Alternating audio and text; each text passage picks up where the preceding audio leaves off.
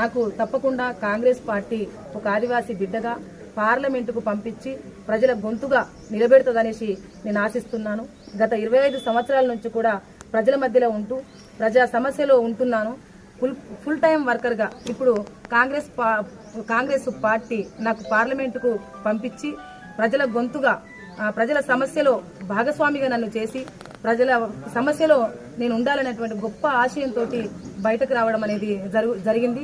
అందుకే తప్పకుండా కాంగ్రెస్ పార్టీ ఆదివాసీ బిడ్డను మొదటిసారిగా పార్లమెంటుకు పంపించి ప్రజల మధ్యన ఉంచి ప్రజల సమస్యలో భాగస్వామిగా చేసి ప్రజల అభివృద్ధి ఈ పార్లమెంటు పరిధిలో ఉన్నటువంటి మండలాలన్నీ కూడా ఇదంతా కూడా ఆదిలాబాద్ పార్లమెంట్లో ఆదివాసులు ఎక్కువగా ఉన్నారు, బడుగులు ఎక్కువగా ఉన్నారు, ఎస్సీ ఎస్టీ బీసీలు చాలా మంది కూడా విద్యకు వైద్యానికి రహదారికి చాలా దూరంలో ఉన్నారు. కాబట్టి తప్పకుండా అన్ని విషయాలు గతంలో నుంచి తెలిసినటువంటి ఒక ఆదివాసీ బిడ్డను